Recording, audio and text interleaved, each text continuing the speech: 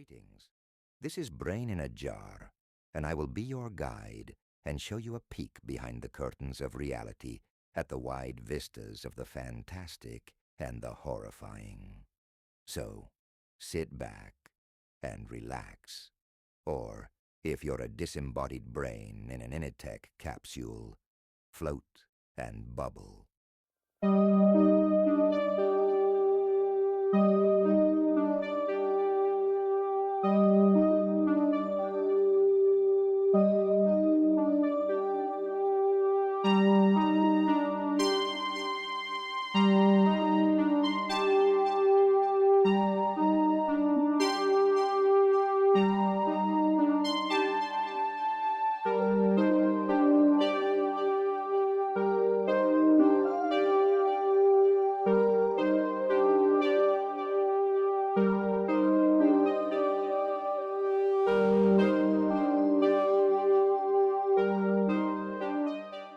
We've been having some strange audio issues this evening. Creepy voice like static, but I think we've got it all sorted. Ever just get an off feeling about someone? That they're just a bit strange? Possibly even dangerous? Tonight's trio of terribly terrific tales of trepidation are about just that. An offbeat special talent from an unlikely source. An uneasy discovery with burning implications, a brief sojourn into a painful past, all featuring folks who really give you the creeps. Without further ado, we present to you our first story. Ability by Anonymous. Enjoy.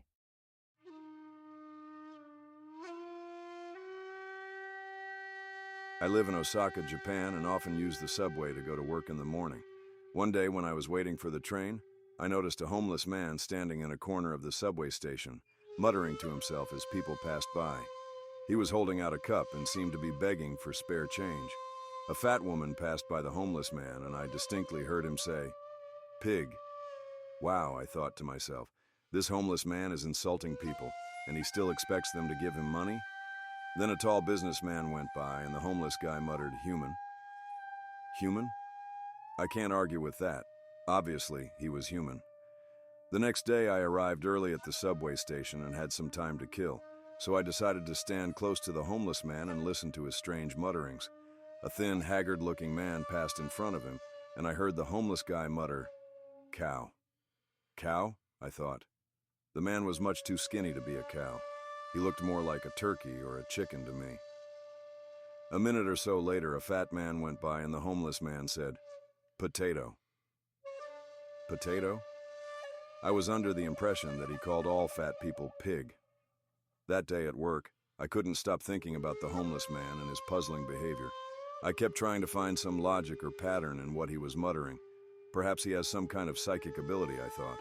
Maybe he knows what these people were in a previous life. In Japan, many people believe in reincarnation. I observed the homeless man many times and began to think my theory was right. I often heard him calling people things like rabbit, or onion, or sheep, or tomato. One day, curiosity got the better of me and I decided to ask him what was going on. As I walked up to him, he looked at me and said, "Bread." I tossed some money into his cup and asked him if he had some kind of psychic ability. The homeless man smiled and said, "Yes, indeed.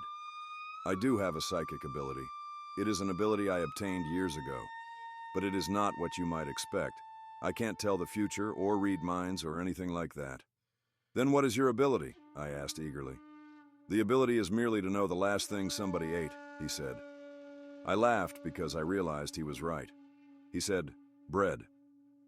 The last thing I ate for breakfast that day was toast. I walked away, shaking my head. Of all the psychic abilities someone could have, that one must be the most useless.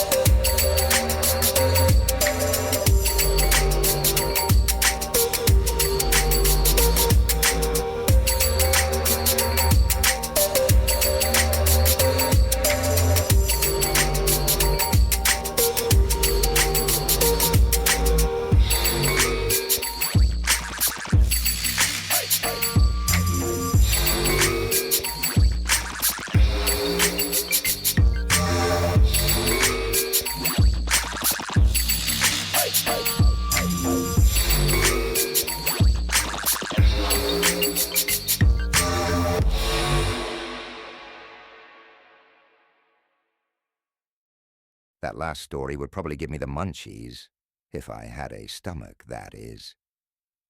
Moving on from strange psychic abilities, our next story is about an encounter that is much more unsettling and just as creepy. From the mind of Ryan Murphy, we are very proud to present The Fingernails. A year or two ago, I started to notice a very strange pattern, and because of it, I had a superstition, a silly little trick, most people would call it at least. I did it at night whenever I'd get into my car. I'd turn on the center light and I'd check the back seat to see if there was anyone there. I worked at a job where shifts would end well after nightfall, 1 a.m., 2, 3 a.m., or sometimes later. It was kind of dangerous being out that late at night, but I must be honest, my motivation for doing this, the reason I checked my back seat, came from a little more than just superstition. I'd heard a lot of urban legends back when I was in Boy Scouts. We always liked to try to scare each other around the fire. Stories by anybody who could think up something really good, really scary.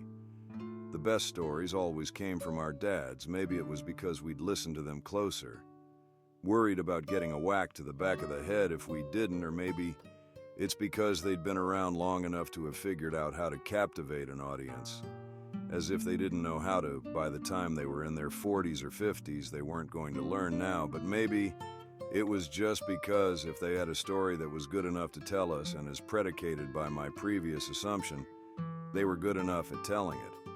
That there was enough of a truth, even a hint of truth, to make it sound real to us kids. I can remember one time we were camping late in the season as it was almost November, and my troop was getting ready for a winter relay race we did every year. I opened up just an inch of my tent flap, just enough to stick my eye through, and I remember my father telling the others a story about back when he worked at Beth Israel Hospital in the 70s.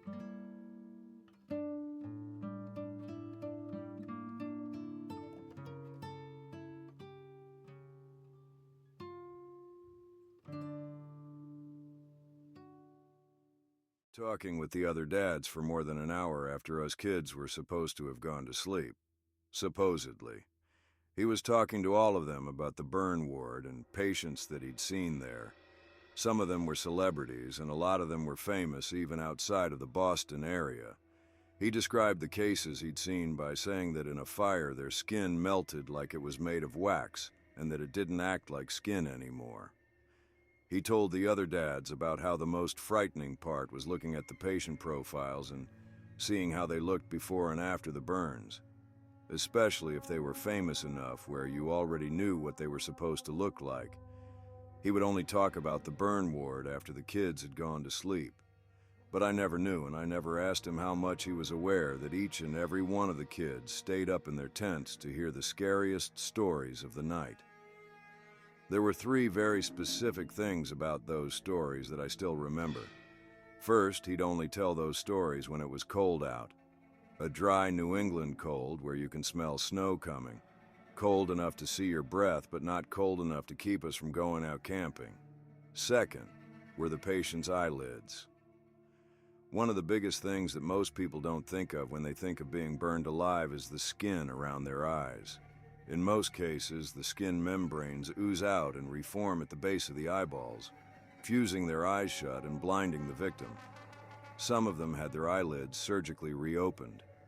Others had their eyes left grafted shut after X-ray showed that the temperature and the air pressure of the fire were so high that their eyeballs had literally popped. Finally, the biggest thing that my dad always remembered more than their skin, or their eyes, or their hair, were their fingernails. The patient's hands were the only part of their body that he had to touch when distributing medications, and this is probably why he attributed so many sleepless nights to the memories of their hands. The thing was that the cells that make up fingernails, once they were elevated to the temperatures that were strong enough to cause third-degree burns that covered the whole human body, once they were that high even having, cooled down and healed, they never quite came back. The integrity of the nails remained weak and frail years and years and even decades after the rest of the patient's body recovered. My dad said that when he swept up the ward, there were dozens, sometimes hundreds of brittle, chipped fingernails making up most of the piles he cautiously swept away. He likened it to a home that had a long-haired dog where most of the dirt and filth clung together by the fibers of the dog's hair because they were so numerous.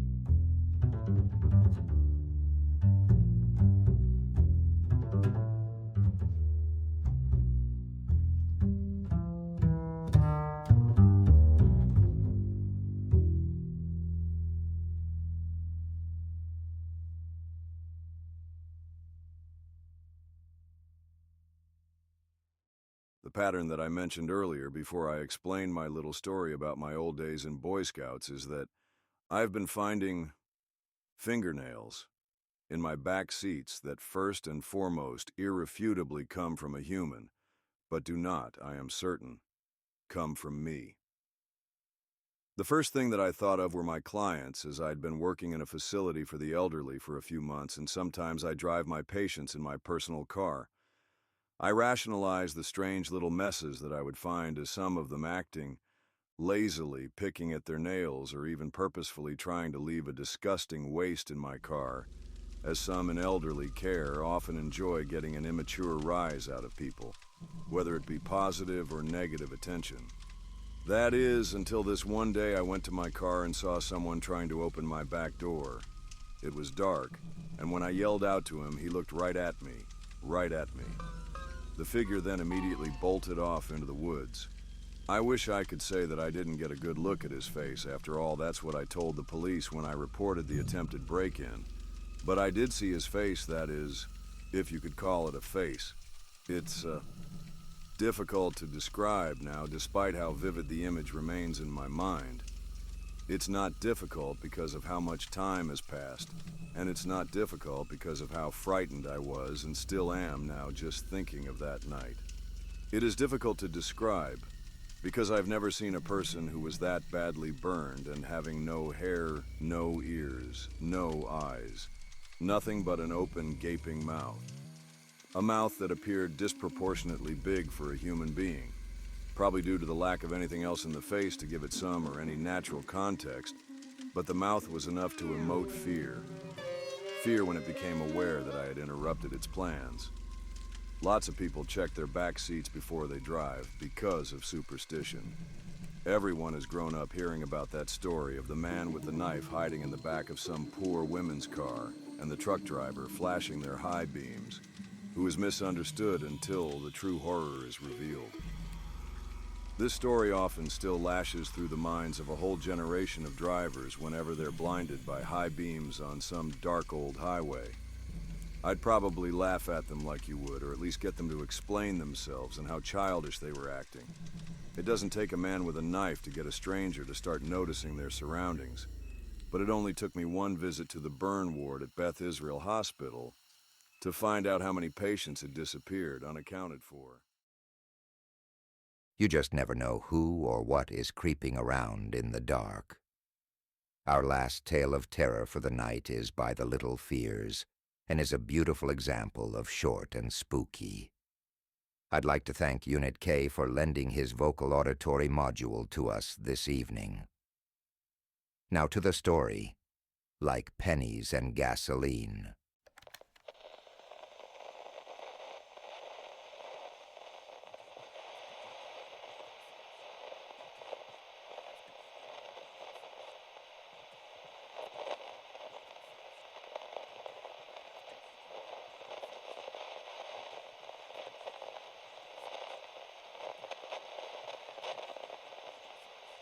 When Thomas Baker tries to look back, he can't recall a single detail in the face of the man who ended his childhood sense of wonder forever.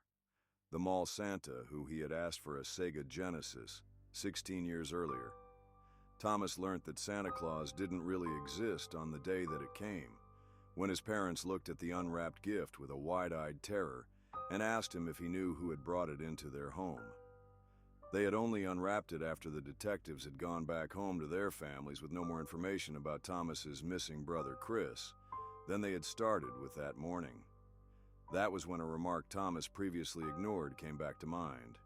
One Santa had made after his request for the coveted entertainment system in the mall the week before. Thomas can't remember the face of the man, but the smell of his breath remains in his memory, even now. Okay, but I have to eat your little brother first. His breath smelled like pennies and gasoline. It was almost sweet and intoxicating. It gave Thomas a headache. Only a few chewed and broken child-sized bones turned up that spring after all the snow had melted. They were never able to confirm that they had belonged to Chris.